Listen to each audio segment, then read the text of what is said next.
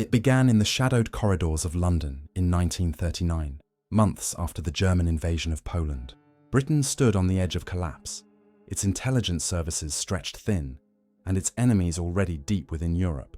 Beneath the surface of this chaos, a small, unmarked building on Broadway became the nerve centre for a newly formed and highly secretive branch of British intelligence, Section D of MI6. Its mission was simple in phrasing, yet nearly impossible in execution: to set Europe ablaze. From this order came the most audacious wartime operations Britain had ever attempted. While conventional armies prepared for open battle, Section D was instructed to fight from the shadows. Its agents were chemists, engineers, linguists, and adventurers. They developed weapons hidden in tobacco tins, explosives disguised as lumps of coal, and sabotage manuals meant for resistance cells across occupied territories. But among the countless plans they created, a few would later vanish completely from official records, buried so deeply that only fragments remain today.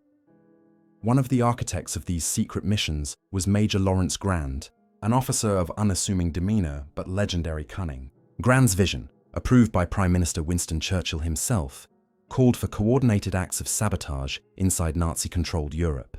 Bridges would collapse, fuel depots would ignite, and communications would falter, all without a single shot being fired in open combat. Yet secrecy came with a price. Most agents operated without identification, without backup, and often without acknowledgement. Should they be captured, they simply ceased to exist. MI6. Communications logs from late 1939 mention a string of operations under codenames Viper, Sable, and Mask.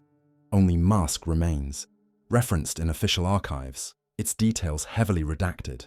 It was said to involve the placement of falsified British military blueprints inside a Parisian bank vault, intended to deceive German intelligence into misdirecting their forces during future Allied invasions. The documents would be found through controlled leaks to Abwehr informants, feeding Hitler's war planners false confidence. But something went wrong. Every field report about Operation Mask abruptly stopped in May 1940, days before the German occupation of Paris. In the aftermath, British High Command classified the mission as unconfirmed. The agents involved, a resistance courier named Émile Garnier and a British operative codenamed Falcon, disappeared without trace. Decades later, historians attempting to reconstruct the story found only one surviving clue: a French railway log showing that Garnier's train never reached its destination. The carriages were later discovered abandoned near Rouen, riddled with bullet holes, but the cargo manifest was missing. To this day, no one has identified who intercepted them or whether the forged plans ever reached their intended target.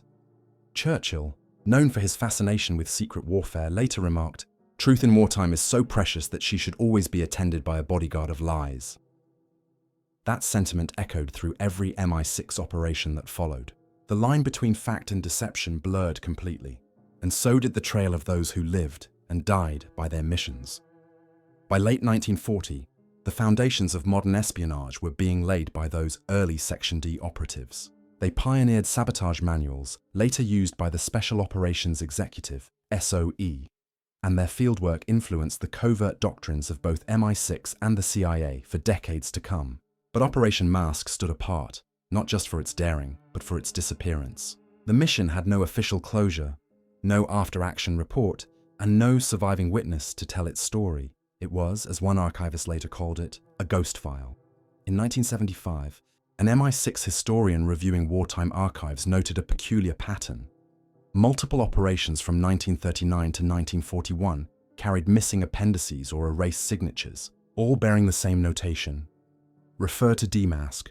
The connection remains unexplained. It is unclear whether Mask was the codename for a single failed mission or a blanket designation used to conceal something far larger. The implications are haunting. Was Operation Mask a simple deception gone wrong? Or did it represent a deeper form of wartime manipulation? One where even internal intelligence reports were falsified to protect an unknown secret? For the agents who vanished, the silence was absolute. For the historians piecing together their fragments decades later, it became a puzzle with missing corners, an intelligence masterpiece intentionally left incomplete.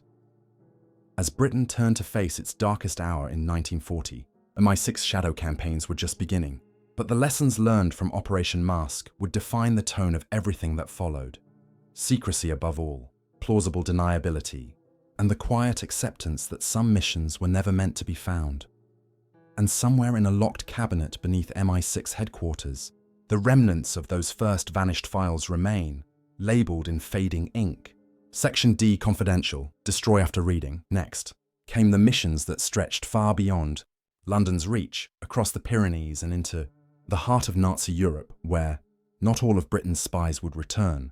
By the spring of 1940, the world had changed beyond recognition. France teetered on the brink of collapse, and British command watched helplessly as Hitler's blitzkrieg tore through Europe with mechanical precision. Amid this chaos, deep within a smoky underground room beneath London's Broadway buildings, MI6 prepared an operation so sensitive that only 4 people knew its full extent. It was called Operation Mask, a deception designed to manipulate German intelligence into believing false plans for Britain's next military move. The blueprint was as elegant as it was dangerous. Using the cover of a French banking courier service, MI6 intended to plant a forged set of invasion plans, detailing a fictitious Allied landing on the northern coast of France. Inside a Parisian bank vault, German agents, already infiltrating the French capital's financial district, would discover the documents through controlled leaks orchestrated by MI6's intelligence web. If successful, it could redirect German troop movements and buy Britain time to strengthen coastal defences before the Luftwaffe struck home.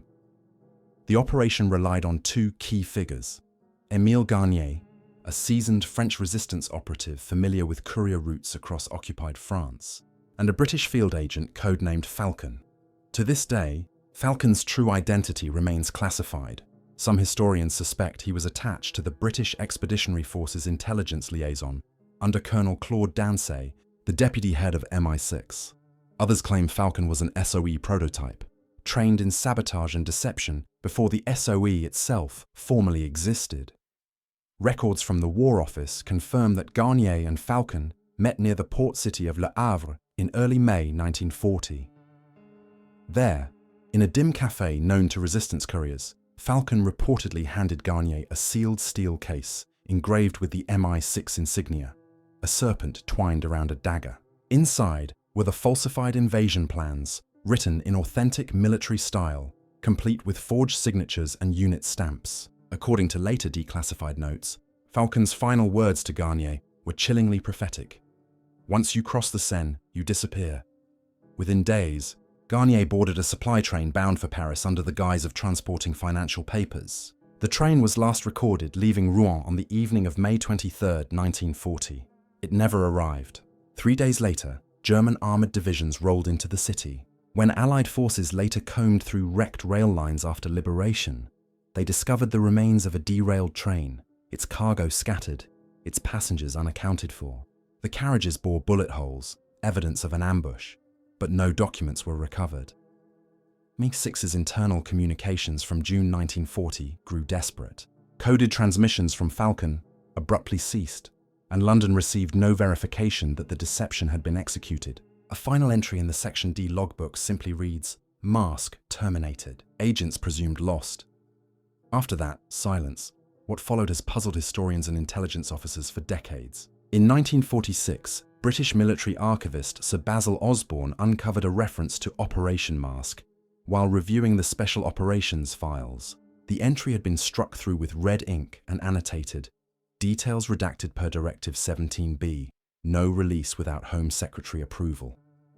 Even more curious, MI6's archival numbering skipped entirely from D216 to D218, suggesting a deliberate removal of the operation's primary file. The absence of evidence only deepened the mystery.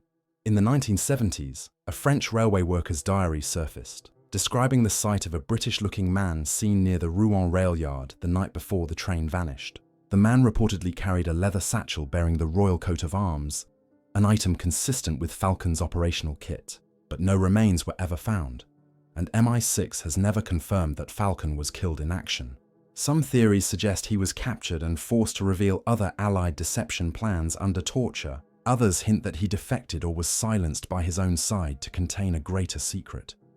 Operation Mask's outcome remains one of the least understood episodes in British wartime intelligence. No surviving German or Abwehr documents reference the falsified invasion plans, and no evidence suggests they were ever used for counter-strategy. This has led some to propose that Operation Mask may have been more than a simple deception, perhaps an experimental exercise in controlled misinformation, a test run for later operations like Mincemeat and Bodyguard. If that's true, then Garnier and Falcon were pawns in a grander design, a rehearsal for the psychological warfare that would come to define Britain's intelligence victories. In a rare 1958 interview, retired MI6 officer Major Anthony Sims gave a cryptic statement when asked about Mask. "Some lies are told not to fool the enemy, but to fool history itself." His words echo the deeper enigma surrounding the case. Was Operation Mask truly lost in the fog of war, or was it intentionally erased, buried to conceal a failure too costly to admit? Even today, the National Archives list Operation Mask as classified, withheld under Section 3 of the Official Secrets Act. Freedom of information requests have been repeatedly denied on grounds of national security and foreign liaison confidentiality. 85 years later, the British government still refuses to disclose what became of Falcon or whether Garnier's body was ever recovered. All that remains is a whisper in the corridors of Whitehall, a vanished train, a missing agent, and a mission that may never have existed on paper. As the war pressed on and Europe fell deeper under Nazi control, MI6 was forced to rethink its methods. From deception, they turned to infiltration. Their next step would take them beyond occupied France, across neutral Spain, and into the very heart of the Reich itself, where no British spy was ever meant to survive. In the winter of 1941, with the German war machine at its peak and Britain standing alone, MI6 conceived an operation that bordered on madness. Known internally as Operation Eclipse, it was designed to pierce the very core of Nazi intelligence. The objective, to plant British double agents inside the heart of the Third Reich, men and women who could report directly from within Berlin itself. It was an undertaking so dangerous that many within the service believed it would never leave the planning stage. Yet in the cold clarity of desperation, MI6 approved it. Operation Eclipse was born in the wake of the fall of France and the tightening of Nazi control across Western Europe. British command knew that standard reconnaissance was failing. The Luftwaffe dominated the skies, and intercepted German communications offered little insight into Hitler's shifting strategies. The Abwehr, Germany's military intelligence service, was becoming increasingly adept at identifying Allied spies. MI6 needed a new approach, one that relied on human ingenuity, not machinery. So, in late 1941, a covert division known as C-Section drafted a plan to embed couriers disguised as neutral traders through the Iberian Peninsula, using Spain as a gateway into the Reich. Spain was officially neutral, but its ports were infested with German agents and sympathizers. It was a treacherous place for anyone carrying secrets. Still, MI6 saw an opening.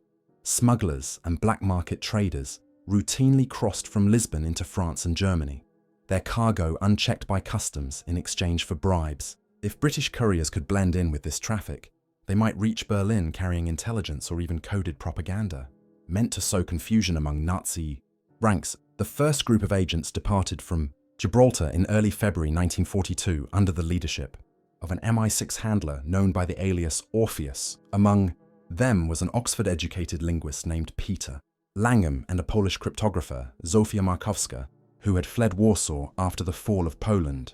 Their mission was to deliver a sealed package of microfilm to a contact in Berlin, a package rumoured to contain encoded evidence of internal dissent within the German officer corps.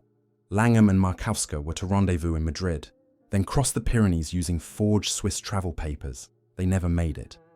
By mid-March, MI6's field station in Lisbon reported total communication blackout. No wireless signals, no radio pings. The cipher keys they carried were never reused, suggesting the agents were either captured or killed.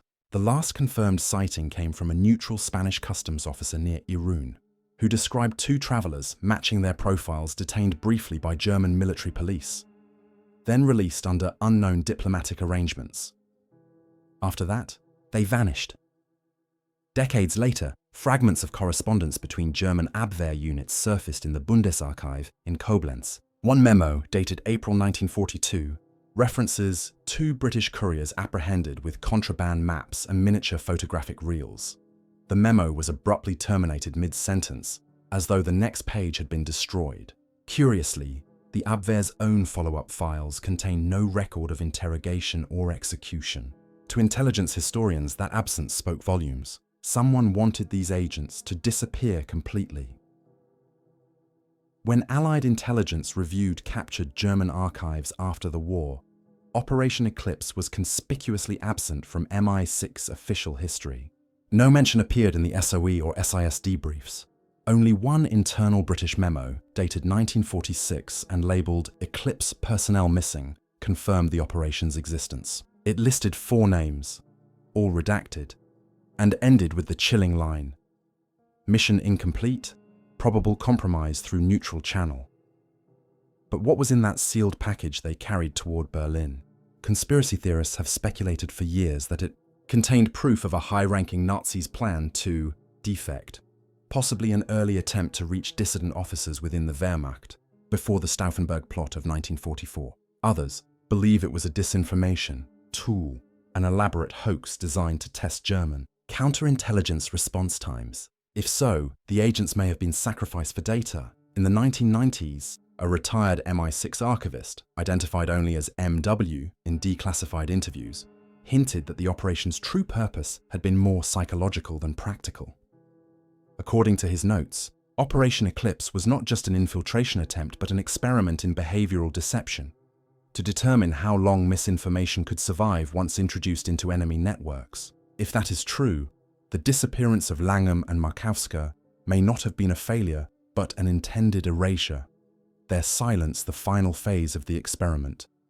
Still, fragments of their journey survive. A letter believed to have been written by Langham was discovered in 1964, among the belongings of a Spanish priest who aided Allied escapees. The letter, never posted, reads, "We cross into shadow tomorrow. If this message is found, tell them we believed in the cause, though we may never see its dawn." His handwriting ends abruptly mid-line. Operation Eclipse stands today as one of MI6's most elusive wartime mysteries, an operation without a conclusion, a file without a body, a message lost to the static of war. For decades, intelligence scholars have debated whether the couriers succeeded in planting false data inside the Reich, or whether they were turned, exposing future operations. The truth may rest somewhere in between, locked within the unexamined corners of both British and German archives. What we do know is that by the summer of 1942, MI6 had halted all direct infiltration attempts through Spain. The risks had become too great, the losses too heavy. From then on, the service shifted focus toward indirect methods, misinformation, double agents, and strategic deception on a global scale. And yet, the ghost of Operation Eclipse lingers, whispered in the halls of intelligence museums, footnoted in redacted reports. Somewhere, perhaps buried deep in MI6's archives, lies the last unsolved cipher from the mission. A code that, if cracked, might finally reveal what those missing couriers truly carried into the heart of enemy territory. But before that secret could ever be unearthed, MI6 turned its gaze south, to the deserts of North Africa, where the next great deception would test the limits of truth itself.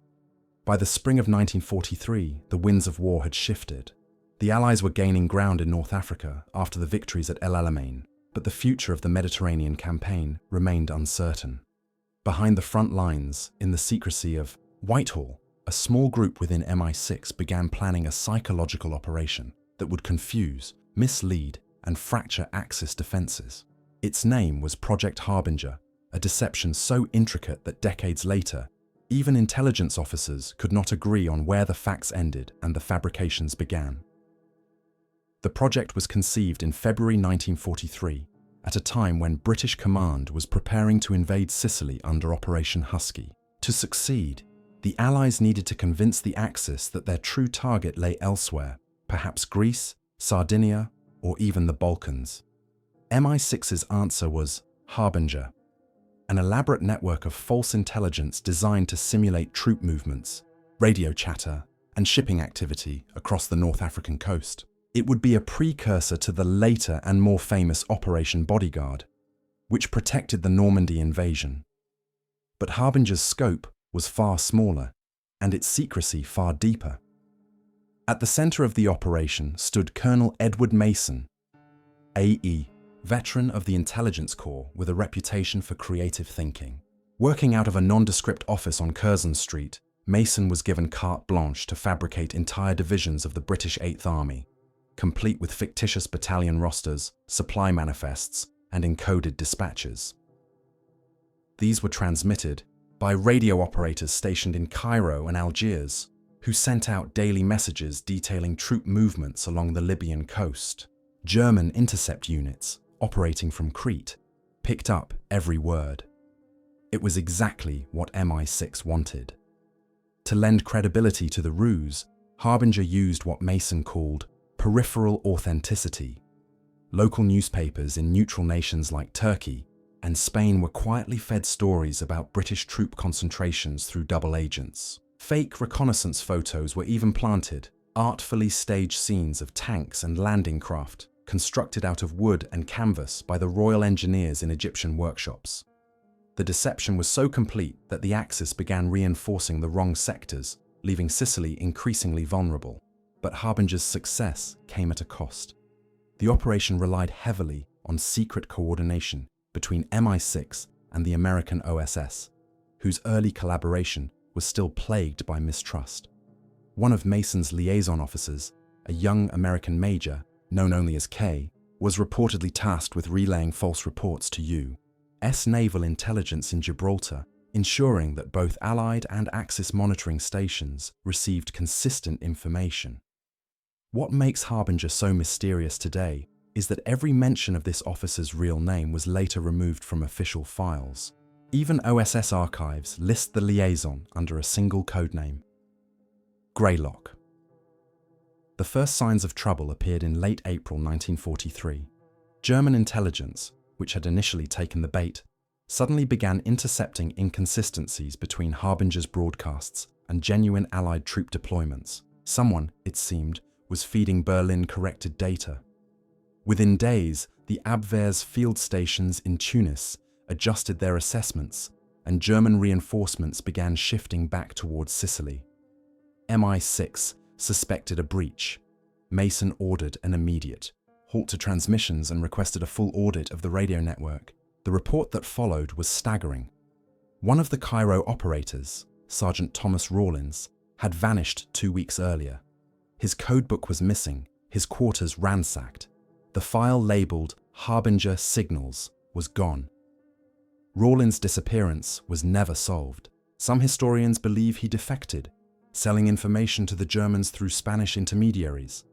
Others argue he was silenced by his own side, sacrificed to maintain operational secrecy. Whatever the truth, his absence forced MI6 to bury Harbinger's documentation deeper than any wartime project to date. Even Churchill's intelligence summaries from that period omit all references to it.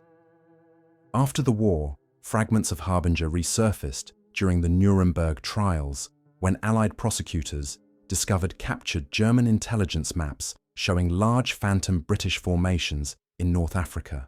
The deception had worked, at least partially.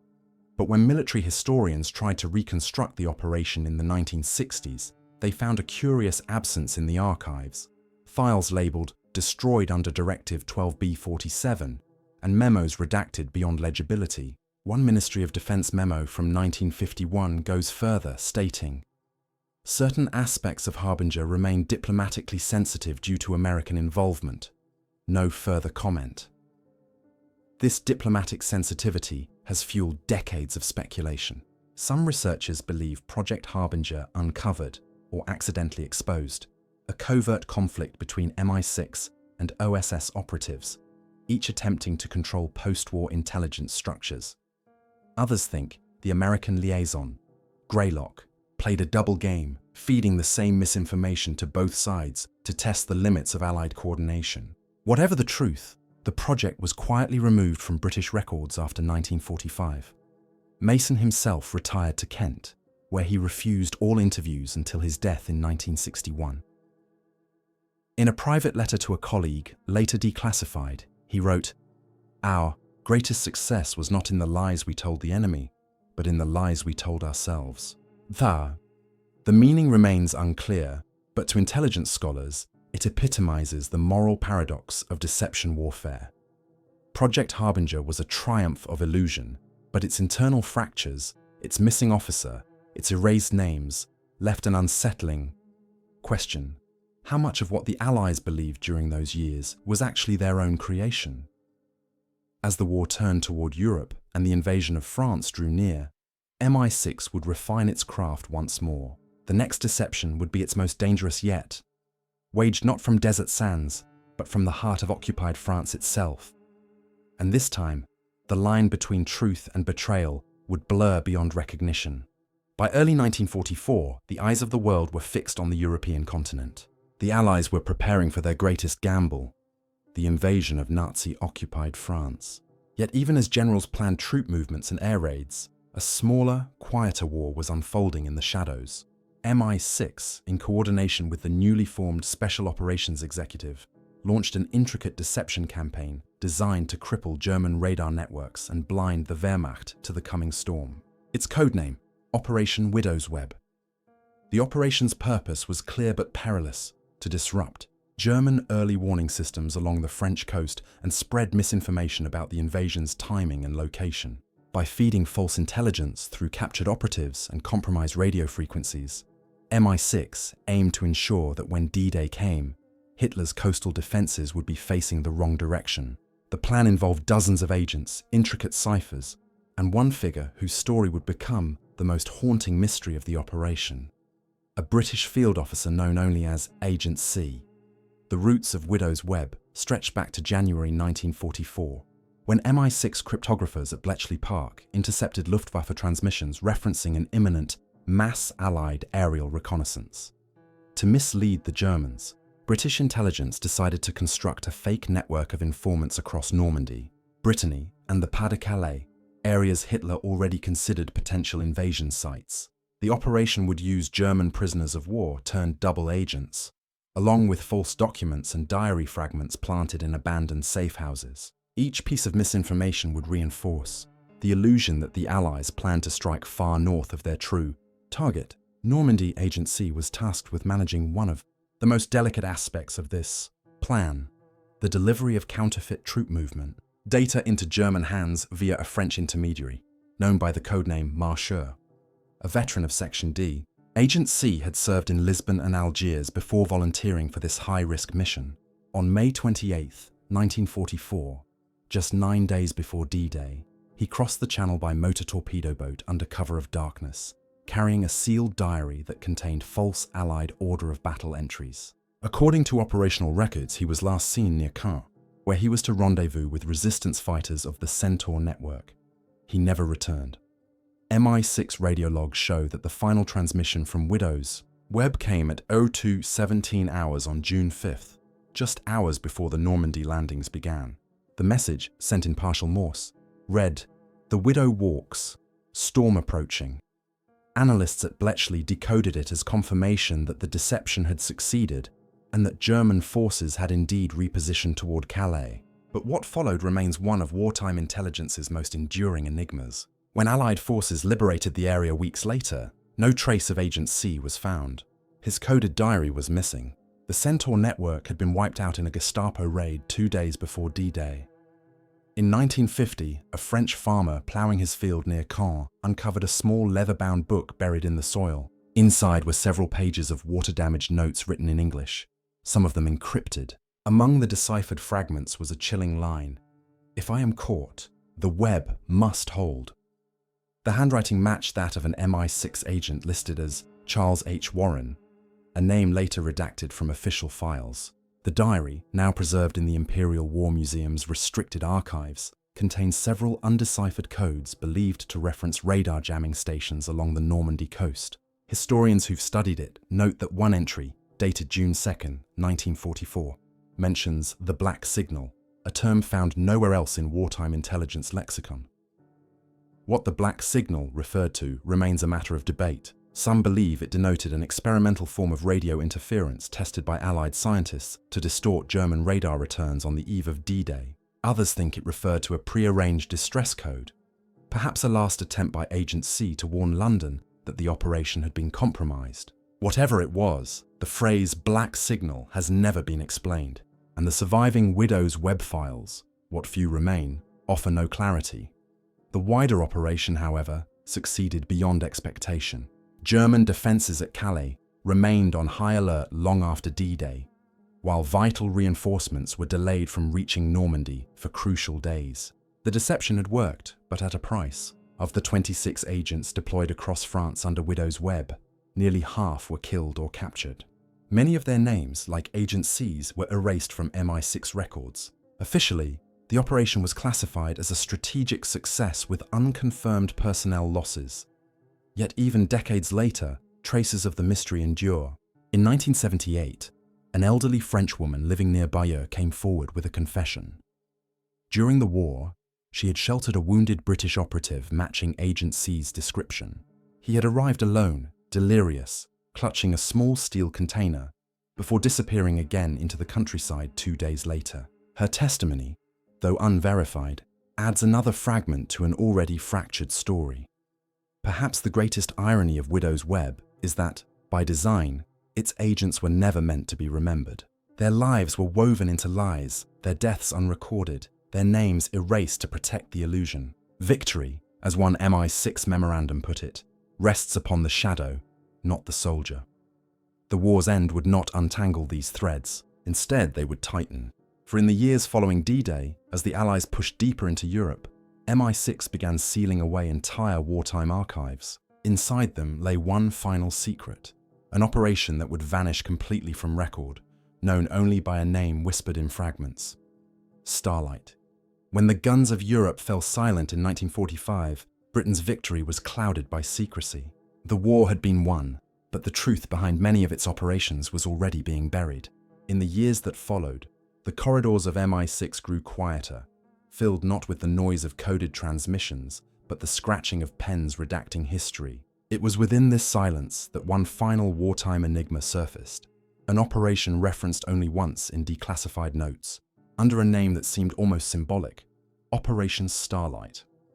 Unlike the vast Allied deceptions that came before it, Operation Starlight left no trace in official histories, no mention in Churchill's war papers, and no record in the Special Operations Executive's archives.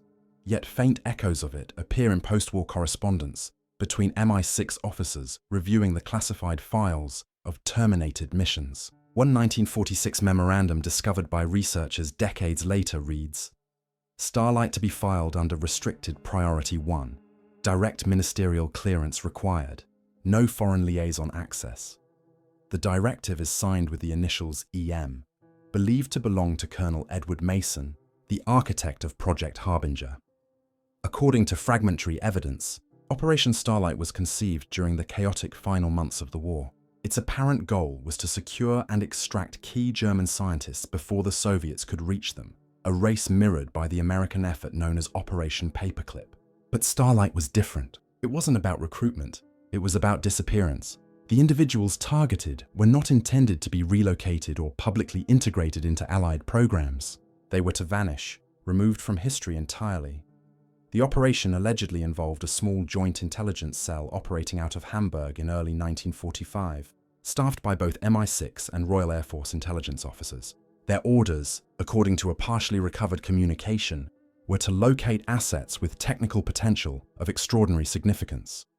Some historians believe these assets were physicists involved in radar, propulsion, or experimental weapons research. Others suggest they were cryptographers who had worked on Enigma variants beyond what the Allies had already captured. None of these claims have ever been verified. The trail of documentation grows darker after May 1945. The final entry in MI6's internal mission log for the period, now heavily redacted, reads simply, "Extraction incomplete, 3 subjects missing. Containment required. No subsequent file exists." Yet in 1977, during a routine archival review, a civil servant uncovered a sealed envelope marked Operation Starlight, Do Not Declassify. Inside were 4 photographs of unidentified men standing outside a requisitioned villa near Lübeck, their faces obscured by glare, and 1 typewritten page with a single paragraph. Subjects transferred under Directive K6. Operation concluded. Records expunged per instruction of Foreign Secretary, July 1945. The envelope was immediately resealed and locked away. When inquiries were later made under the Official Secrets Act, the government stated that no such operation is recognized as having existed, and yet, the metadata on the document revealed that the file had once been part of the same classification tier as Operations Mask, Eclipse, and Harbinger, the earlier MI6 plots that had already faded into archival myth. Researchers who have examined surviving correspondence note a troubling pattern. Every reference to Starlight in post-war files coincides with missing personnel lists from MI6's North European section. Among them was one particular officer, a cipher specialist named Captain Daniel Fawkes. Deployed to Hamburg in March 1945, Fawkes was last reported alive in June, weeks after the German surrender. His disappearance prompted an internal inquiry, which was later classified as sensitive intelligence matter.